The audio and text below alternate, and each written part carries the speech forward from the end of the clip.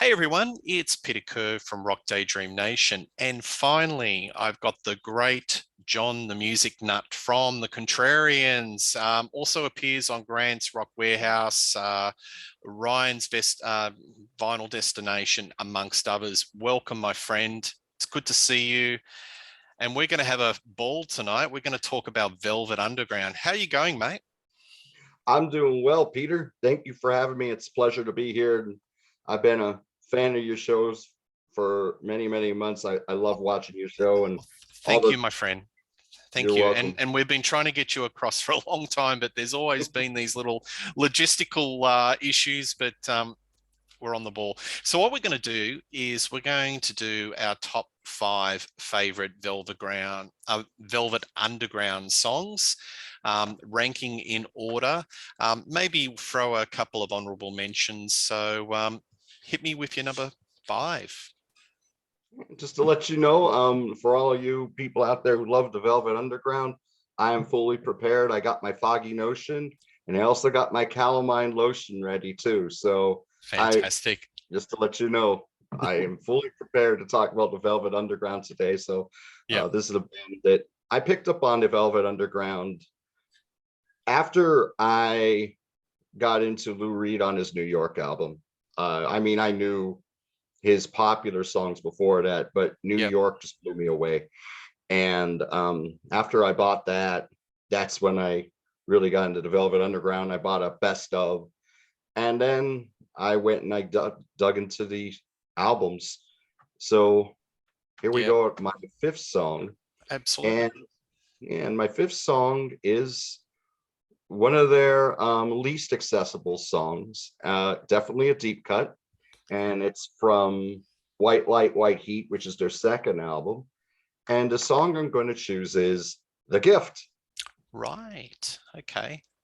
Now, The Gift, it's 8 minutes and 19 seconds, I believe, and it's performance art and it tells a story. It's the same hypnotic rhythm getting carried by John Cale and Mo Tucker.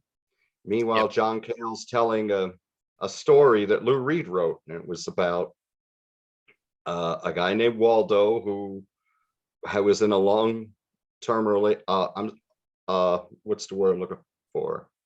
A long-distance relationship, Yep. and with his girlfriend, and he was thinking he was getting thoughts of, oh, she's cheating on me and this and that. So he decided to mail himself as a gift to her. And it goes at this long spiel about how he's gonna mail himself to her. And then while this is going on, John's reciting the story in the left speaker. In the right speaker, you have Sterling Morrison, Lou Reed's guitars weaving in and out. Yep. And and from there you can hear the influence that they had on bands like the Dream Syndicate. I picked that up on the Dream Syndicate's first album, Days of Wine and Roses, pretty quickly. Yep. But it's just a really cool song. Like a repetitive rhythm, but you're listening to the lyrics. The lyrics are what's keeping you there. And then Hypnotic. the end, yeah, Hypnotic. Yeah, I would say. it is Yep. hypnotic. And then the story ends on, not the greatest note, but Waldo does get stabbed in the head when they're using a box cutter to open the box that he came in to Marcia as a gift.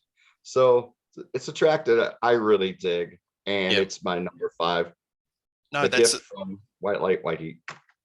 great start. And yeah, look, Thank you. I love the deep cuts. And look, it's really funny about Velvet Underground that they sold so few records, but inspired so many bands.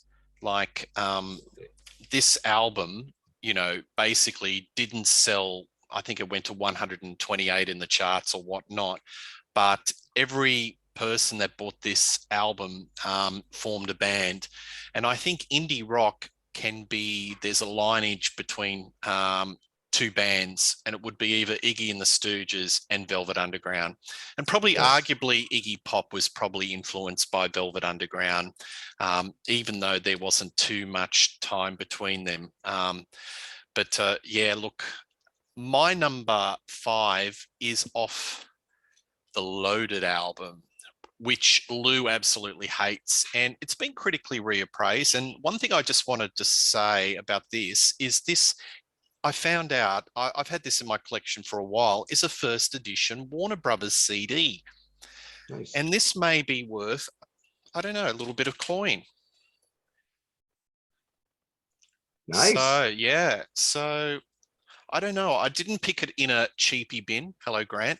But it's been, yeah, it's been in my collection for a while. And, you know, the special edition, and just looking at it, says that this is the first appearance on a compact disc of one of the greatest rock and roll albums ever recorded. So, yeah, must be worth a bit. Anyway, getting back to the song I'm going to do is Rock and Roll.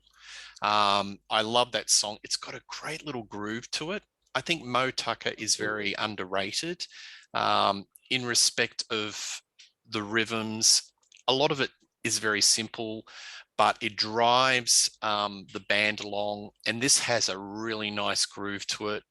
I like Reed's Dylan-esque type vocals, and just he was quite influenced by Bob Dylan. And I think he picks up a lot of Dylan's sort of mannerisms and vocal in tones in regards to this performance. The song is just about the event of rock and roll. Jenny saved rock and roll. It's the joys of rock and roll on radio. I like the growl at the end where he goes, "It's all right." And it becomes kind of, definitely, you know, it becomes kind of gospel in that Lou Velvet Underground sort of discord sort of way. And it's got a great fade out. And when I was listening to this, John, I was thinking, well, Bowie, Spiders of Mars, you can see where they got their sound, because yeah. Ziggy Stardust and the Spiders of Mars, you listen to that album and there's so much of that Velvet Underground and rock and roll on that particular album. And this song really encapsulates a lot of that early Bowie Spiders of Mars sound. Also got to say that there's a smoking guitar lead break by Sterling Morrison that is just dynamite. He's a great guitarist and extremely underrated. So that's my number Absolutely. 5, rock and roll off the Velvet Underground, Loaded. There you go. Excellent choice, Peter. That was certainly one that I was bouncing around. Yep. That's definitely going to be an honorable mention for me. And but cheers. cheers, Peter. We're at different time zones at the moment. So yeah. As we're taping, it's 10 p.m.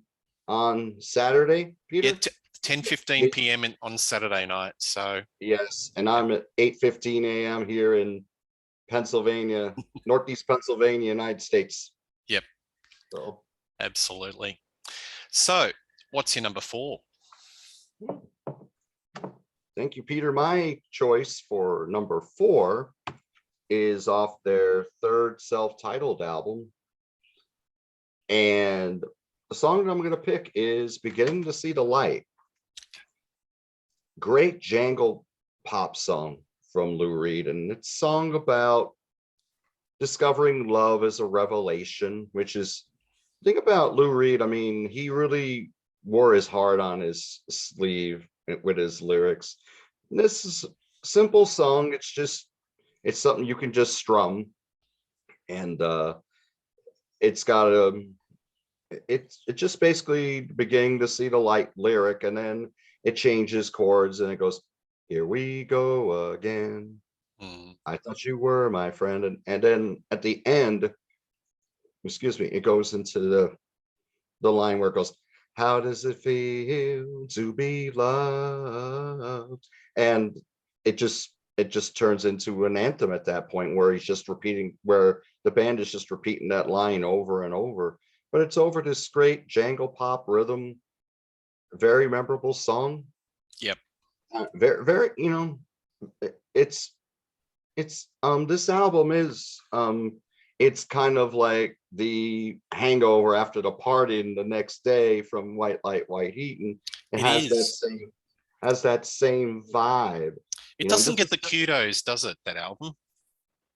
yeah, not Prob- it does in my opinion, I think it's brilliant. yeah, absolutely. But you Um look at this album, which Reed hates, and in mhm. time, the stocks have come up for this album, but that album, the stocks probably have gone down. It's amazing. Like over time, some albums go up in estimation.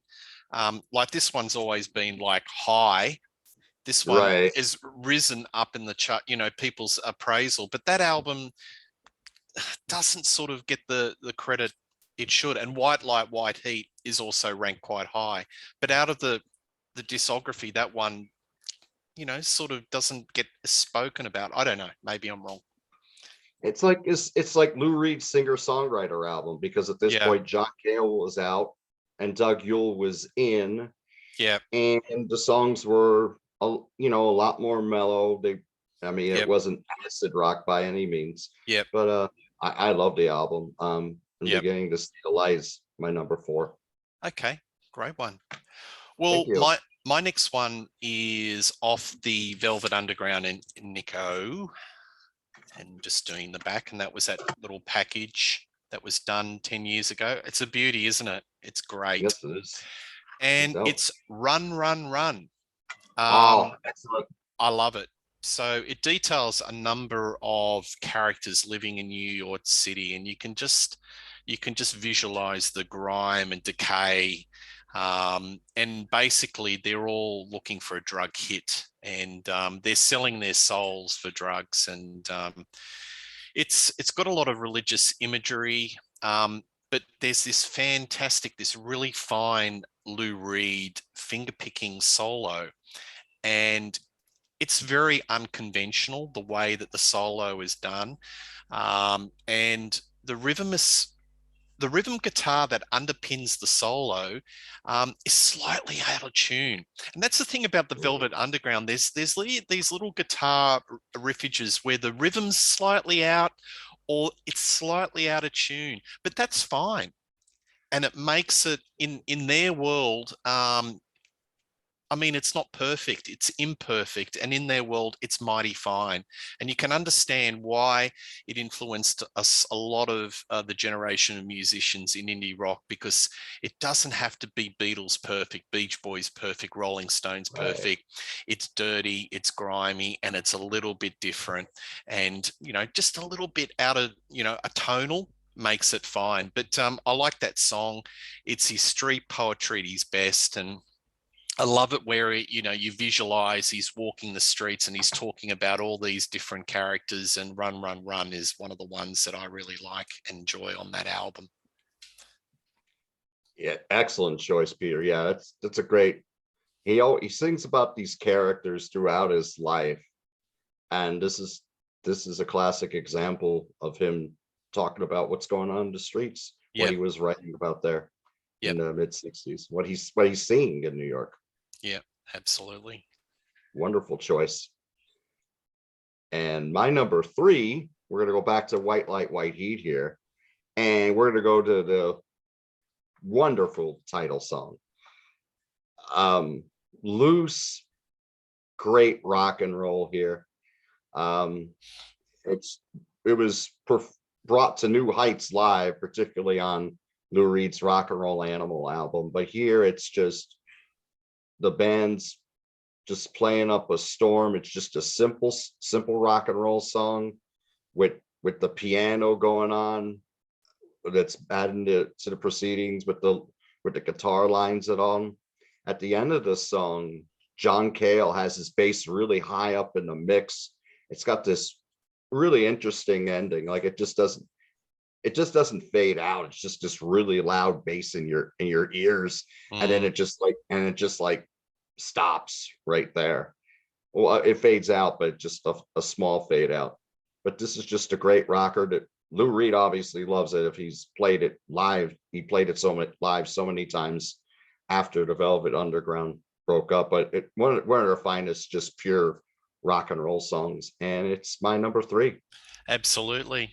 That's a great song. And Bowie has played that many, many times, Mhm. even on the Glass Spiders tour, which was much maligned, which I personally like. And that's a whole different topic. But that was one of the showcase songs. And yeah, I think, yeah, Bowie has had that quite. I think he's had that in his song set for quite a considerable period of time, even with the Spiders of Mars. No, it's a magic song. It's a killer. My number three again is off the original, and I'm waiting for the man. Nice. Yeah, absolutely. So that's just pure garage rock. It's proto punk. It's only got a few chords. Um, it's just got a busy energy about it. It encapsulates New York. Um, Basically, the story is about he's waiting for a man, he's waiting for a hit in a subway. And again, you just sort of sense the danger and the way there's a certain urgency about it, and it's got the rhythms of New York that you can imagine. And Mhm. I've been to New York a few times. Obviously, you probably have as well. And Yes. New York has just got a heartbeat that never stops. It's a city that never stops. And you can imagine in the late 60s, this song sort of has that rhythm, and sort of encapsulates the heartbeat of New York. And he's in a subway waiting for a hit. I think it's one of the great Velvet Underground songs. I think it's been ranked in the top 500 greatest rock songs of all time in the Rolling Stones. Not that I care about that magazine much, but yeah, it's definitely top shelf Velvet Underground, and that's my number three. Excellent choice. And I think one of Lou Reed's more memorable lyrics too. Yep, Um, Waiting for the man. He's never early. He's always late. yep, Oh no. The one thing you know is you always have to wait. Perfect lyric right there. absolutely, absolutely. And my number two, I'm going to go to the debut, well, Velvet Underground and Nico. Yep, And I'm going to go with Femme Fatale or Femme Fatale. This is one of the three songs that Nico sings on the album. And to me, this is just a beautiful pop song. How, if there was some push from the record labels, if this wasn't just dismissed upon release, I think this could have been a hit. I think it's a beautiful song. It's the lyric is it's about one of Andy Warhol's superstars. Um Lou Andy asked Lou to write a song about one of them, and I have her name here actually. It's Edie Sedgwick, who passed yes, on a few years after this. yep, And they called her the It Girl because she model looks, but fantastic personality as well. But it's just a beautiful arrangement, beautiful vocal, and beautiful lyric. It's a wonderful song. Uh, Later done very well by REM, I believe, on the Dead Letter Office album. I yep. think Duran Duran might have redid this song as well. A wonderful song. It's my number two, Femme Fatale. Great. No, no, fantastic.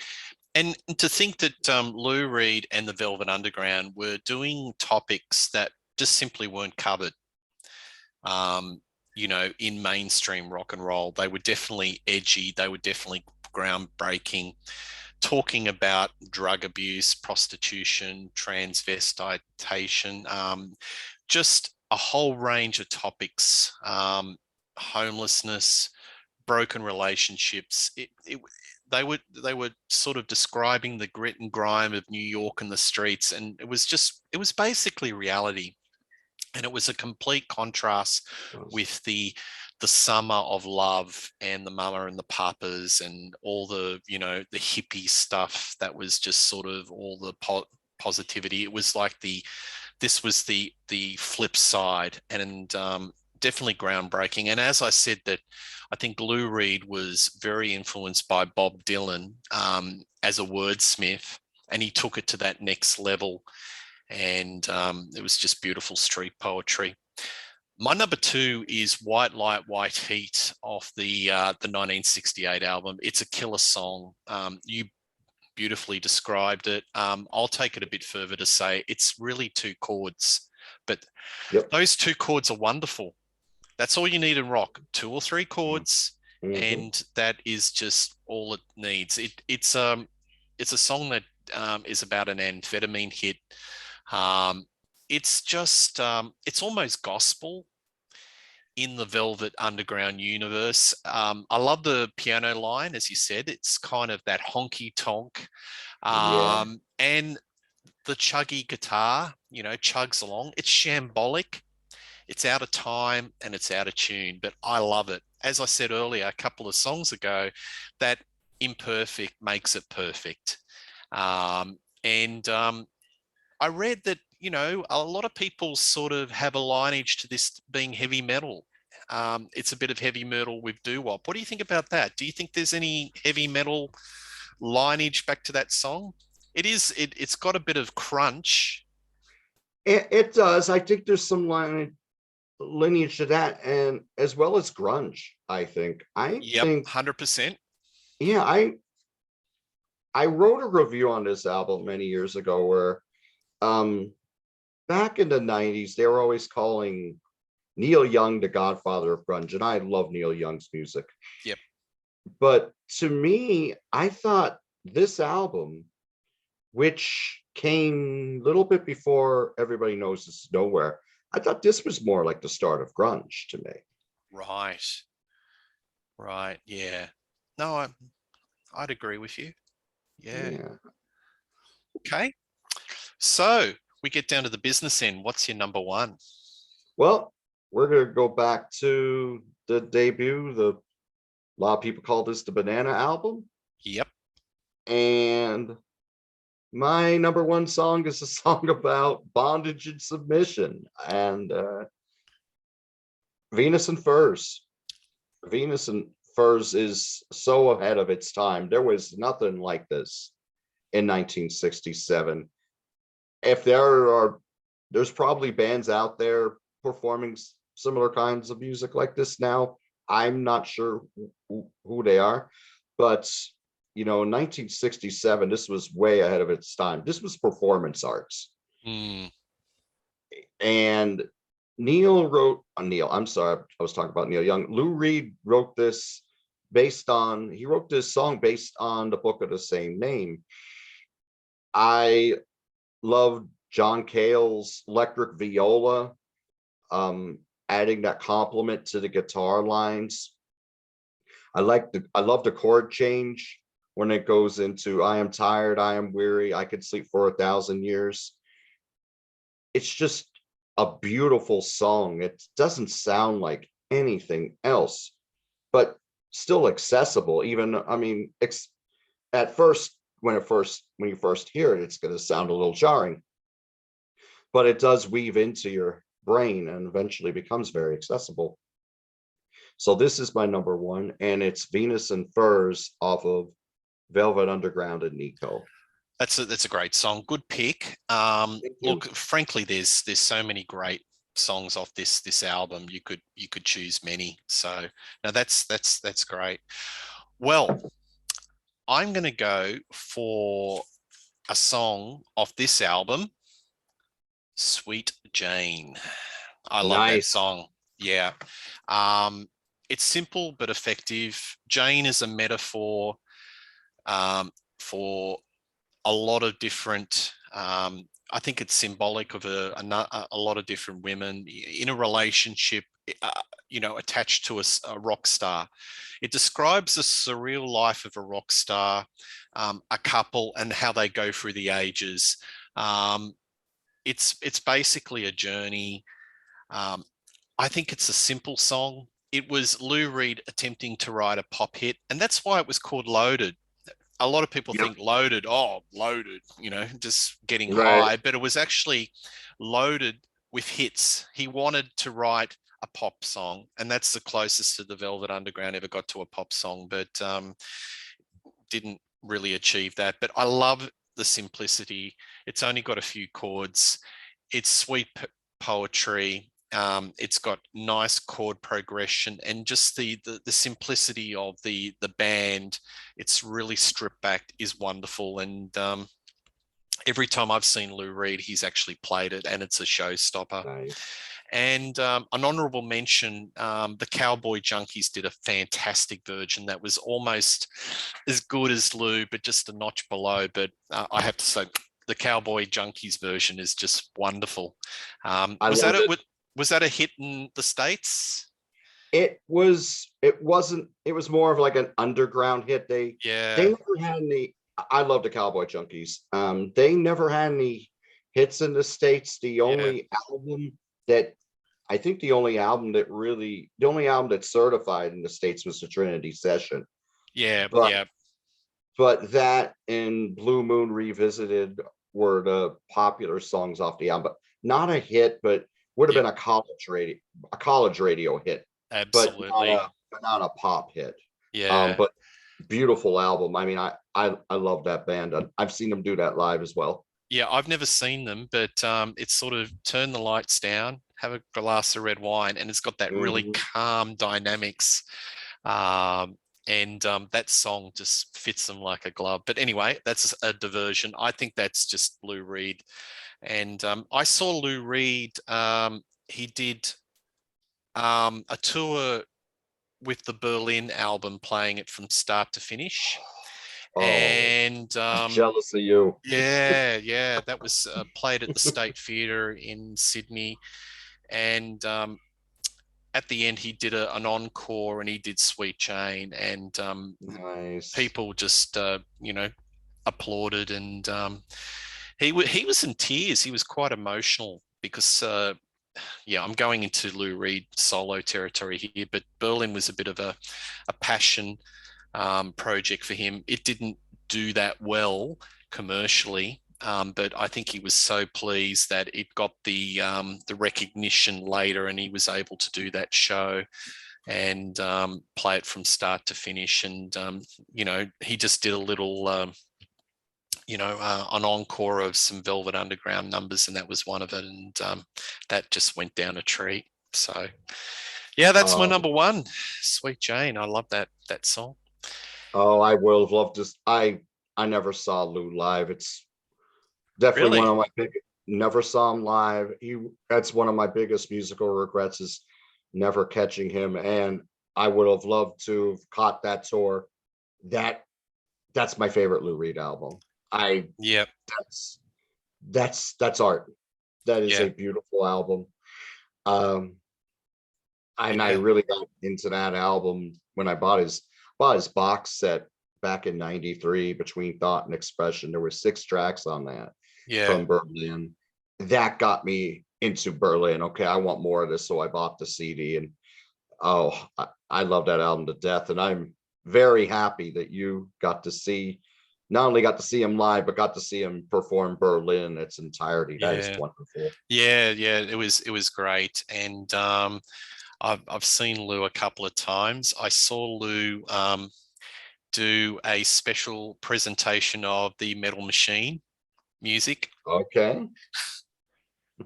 John, that was an interesting experience. You saw it was a full Bring your house, earplugs. and then halfway the audience was just peeling out, leaving the stage.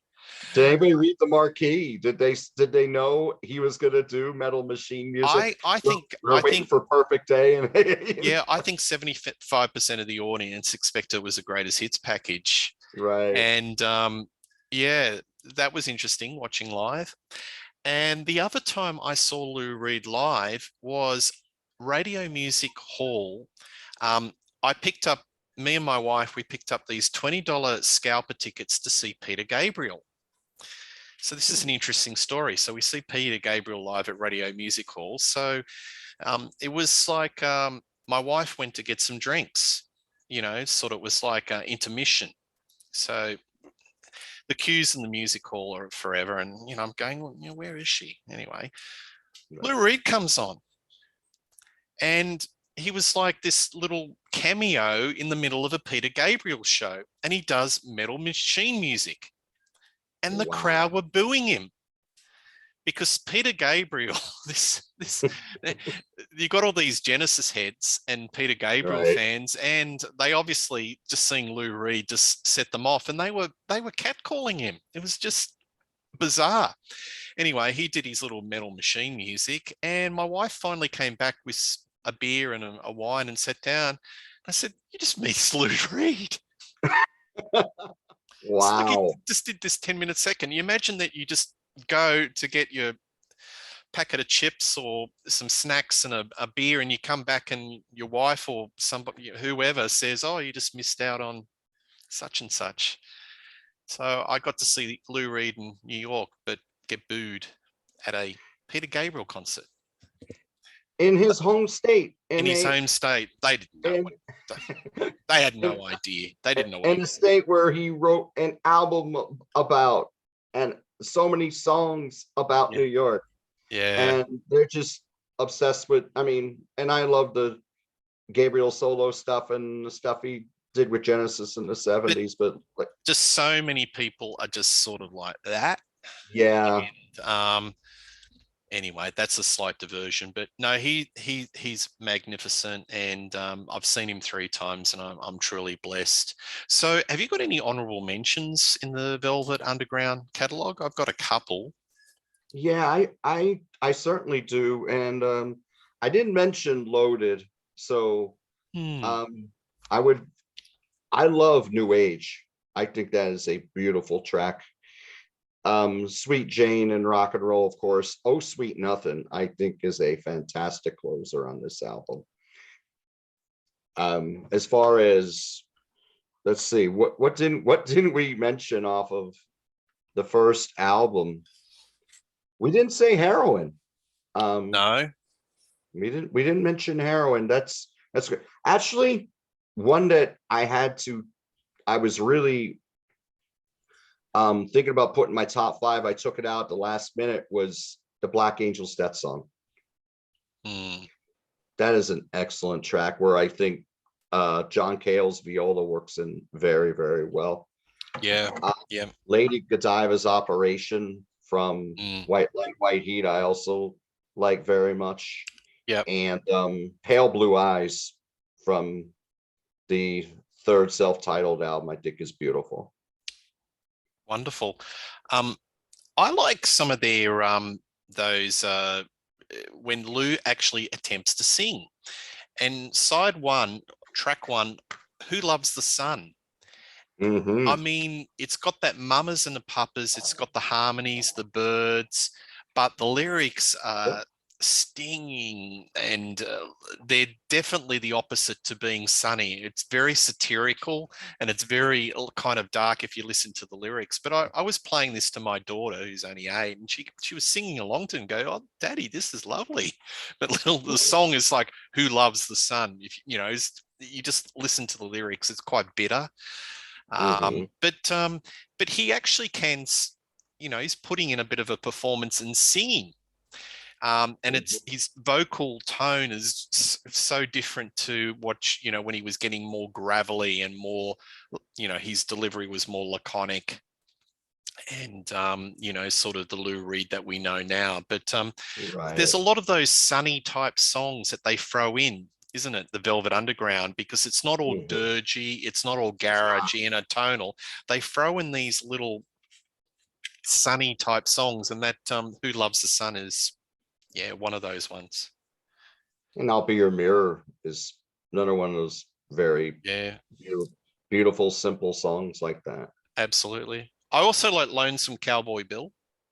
That's Okay. that's a little that's an interesting one and a little bit Hmm. jangly. Hmm. But yeah, there's some good ones. What do you think of the live album, the Max's one? That's a I've, that's a cracker. I've never heard it. Okay, live at Max's. That's worth getting. Never The heard it. live album. Yes. Yeah. I've always heard good things, but I don't own any live stuff from the Velvet Underground. A lot of Lou Okay. Reed live stuff, but I Yep. don't own the live from Max's one. Yeah. Yeah.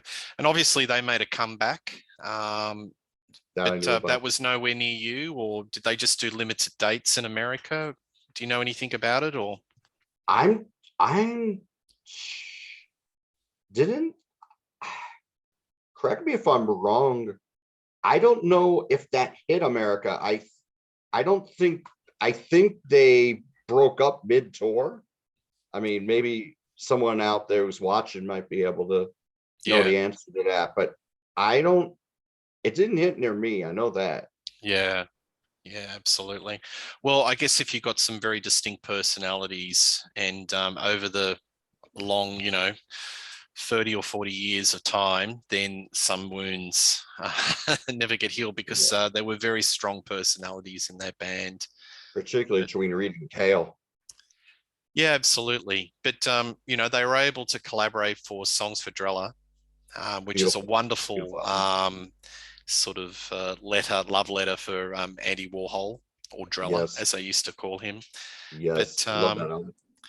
yeah, another funny thing is when I think of Lou Reed and the Velvet Underground, I always think of that movie Midnight Cowboy, because Mm, that was of that time period, and that the scene where John Voight goes into that party, and it okay. actually is a lot of the characters from the factory are Mm, in this scene in the movie. But I always think of that, if you want to, if any one of our viewers want to get a sense of time and space of what New York was like and the Velvet Underground were, roaming through, Midnight Cowboy is a wonderful time capsule. I think 1969, and a great film to look at. Well, absolutely. I've enjoyed this. This is great. So I reckon we'll do a Lou Reed pretty soon. Please let us Absolutely. know your favorite Lou Reed songs, um, favorite Lou Reed albums, anecdotes. Please like and subscribe, Rock Daydream Nation. Have you got anything coming up soon, John? Well, I have a YouTube series that I'm currently doing on Ryan's Final Destination. I'm doing that with Ryan Gavalier, Yeah. Grant Arthur, I'm sorry, not Todd Evans. I've done a lot of work with Todd Evans too. John Clauser and Davey Gallagher. We're hitting 2 albums each week. We just filmed the show on Wednesday. We did a live stream on that where we did the first 2 albums, Boy, in October, and this next Wednesday we'll have a live stream where we're gonna do the third and fourth albums, which are War and The Unforgettable Fire. I have a show on Grant Arthur's channel, Rock's Warehouse. I believe we're filming that one on Wednesday too. We're gonna film that earlier in the day. We're gonna do our obscure albums show. This will be the third edition of that. And I believe Ryan's part of that. Rand Kelly's part of that as well. I forget. Nick Squire might be part of that too. So that one I know we have coming up next Wednesday. I have a lot of shows on the Contrarians. I just filmed a Beatles. A whole bunch of us filmed a Beatles show. Our top favorite song, 3 songs by the Beatles. How could you do that? That's It impossible. it was hard. It was hard, and That's impossible. I wouldn't have done. I saw that, and I just couldn't do it. It's impossible. it, It'd be top 3 songs this minute or this hour. It's just, yeah, you yeah. just can't, just That can't do that.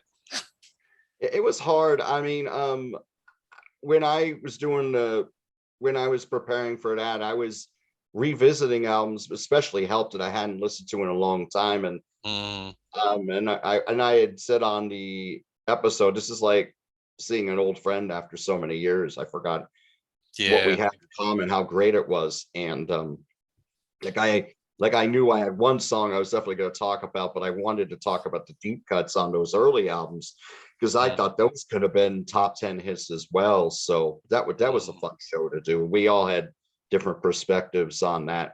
We all hit different eras, which was wonderful. yep. Yeah. So Uh, that's good. That's good.